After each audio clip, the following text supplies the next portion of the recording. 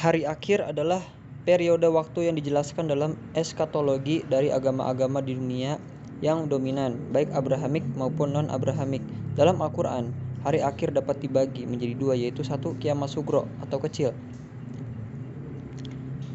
Kiamat sugro adalah peristiwa datangnya kematian bagi semua makhluk termasuk manusia yang bersifat lokal dan individu. Firman Allah Subhanahu wa taala dalam Quran surat Ali Imran surat ketiga ayat 185. A'udzubillahi minasyaitonirrajim. Bismillahirrahmanirrahim. Kullu nafsin za'iqatul maut wa innama tuwaffawna ujurakum yawmal qiyamah faman zuhziha anin nari wa udkhilal jannata faqad faz wa mal hayatud dunya illa mata'u gurur.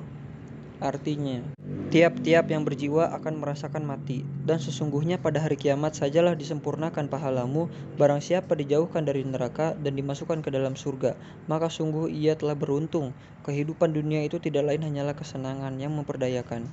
Berikut ini contoh kiamat sugro. 1. Banjir. 2. Gunung meletus. 3. Kebakaran hutan. Dan 4. Meninggalnya manusia. Peristiwa-peristiwa yang harus diimani yang akan terjadi sesudah mati antara lain sebagai berikut. 1. Fitnah kubur, yaitu beragam pertanyaan yang diajukan kepada orang yang meninggal tentang Tuhannya, agamanya, nabinya, imannya, dan kiblatnya. 2. Siksa dan nikmat kubur. Siksa kubur diperuntukkan bagi orang yang zalim, munafik, kafir, dan musyrik.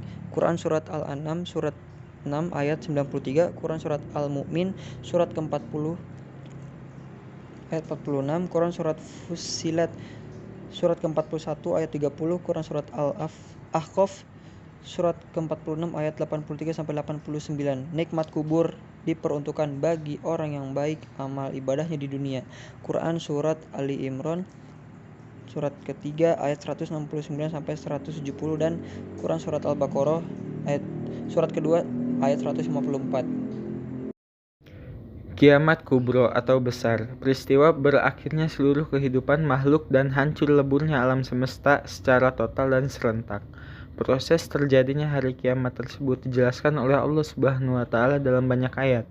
Di antaranya dalam Quran surat At-Takwir surah ke-81 ayat 1 sampai 3 yang berbunyi Iza samsuku wirat wa ijan nujumun kadarat Iza zibalu syuyirat.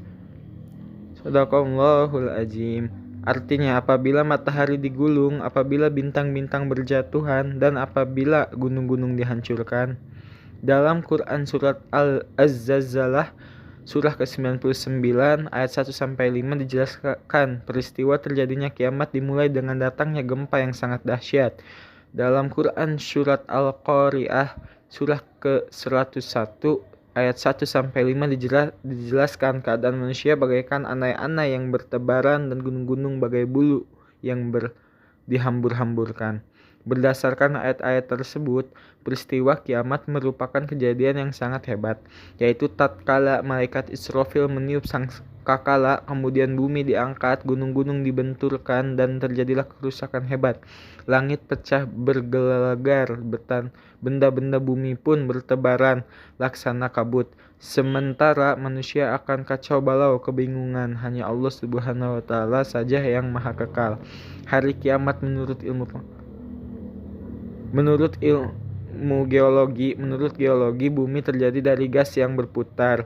Setelah diam, gas itu menjadi dingin, maka gas yang berat mengendap ke bawah dan yang ringan berada di atas. Melalui proses evolusi yang lama sekali, gas bagian luar mengeras menjadi batu kerikil, pasir, dan sebagainya. Sedangkan bagian tengah masih panas. Zat panas bercampur lava, lahar, batu, dan pasir panas. Bumi beredar karena adanya daya tarik matahari terhadap bumi berkurang. Akibatnya bumi akan bergeser dari matahari, sehingga putaran bumi semakin cepat dan akan mengalami nasib seperti meteor. Menurut teori fisika, letak matahari adalah 149.597.870 km jauhnya dari bumi. Sinar matahari sampai ke bumi selama 8 menit 20 detik. Garis tengah matahari sama dengan 1,4 juta kilometer dan luas permukaannya 616 kali 1010 km 622 160 km. Menurut ahli fisika, energi matahari dipancarkan ke angkasa dan sekitarnya 5,7 kali 1027 kalori 5.853,9 kalori atau menit dan mampu menyala 50 miliar tahun dengan panas 15 juta derajat Celcius. Kalau suatu ketika matahari tidak muncul atau cahayanya redup karena tenaga atau sinarnya habis, maka tidak ada angin dan awan yang berakibat hujan tidak akan turun. Selanjutnya gunung-gunung akan meletus, ombak bergulung-gulung, air laut naik sehingga hancurlah bumi ini. Periode hari akhir. Setelah alam semesta hancur secara total dan kehidupan semua makhluk Allah Subhanahu wa Ta'ala berakhir, maka mulailah manusia menjalani tahap kehidupan baru dan proses menuju alam baka. Tahap tersebut dapat dijelaskan sebagai berikut. 1. Yaumul Ba'ats. Sesudah hancur dan musnahnya alam semesta termasuk manusia, terjadilah hari kebangkitan. Hari kebangkitan adalah proses dibangkitkannya seluruh makhluk dari alam kubur.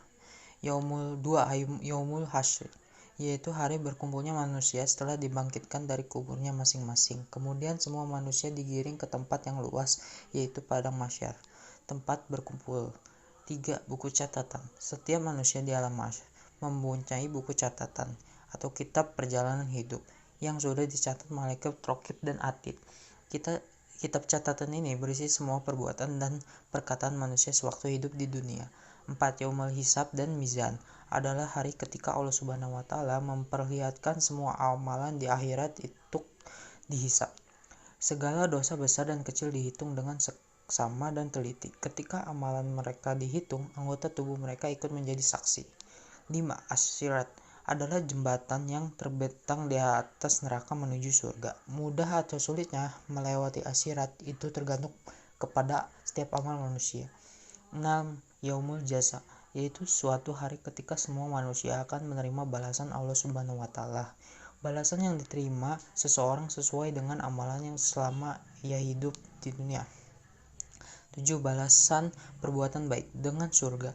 Setelah seluruh manusia dihisab dan memulai timbangan, mereka diberikan balasan yang sesuai dengan amalan perbuatannya. Pada saat itu terbagilah manusia menjadi 2 golongan. Adapun bagi mukmin yang bertawakal kepada Allah Subhanahu wa Ta'ala pasti akan menerima balasan yang setara, yaitu berupa surga. 8. Balasan perbuatan buruk dengan neraka. Adapun orang yang selama hidup di dunia lebih banyak mengerjakan perbuatan jahat, maksiat dan kafir terhadap Allah Subhanahu wa Ta'ala, kufur kepada ajaran dan nikmat Allah Subhanahu wa Ta'ala, maka akan menerima balasan yang jahat pula sebagai kegetiran dan kerasnya siksaan neraka. Hakikat beriman kepada hari akhir. Hakikat beriman kepada hari akhir adalah menjadi landasan kesadaran bagi diri agar senantiasa mengingat bahwa dunia bersifat fana atau sementara. Sementara kehidupan yang kekal dan abadi adalah akhirat. Manusia hidup di dunia hanya untuk mencari bekal bagi kehidupan di akhirat. Hikmah beriman kepada hari akhir. Seorang hamba yang beriman kepada hari akhir akan senantiasa beramal soleh. Misalnya menjalani sholat 5 waktu, memperbanyak sholat sunnah, zikir, puasa, dan sebagainya. Karena mereka yakin bahwa setelah hari akhir pasti ada hari pembalasan di mana semua perbuatan selama di dunia akan dibalas oleh Subhanahu wa Ta'ala.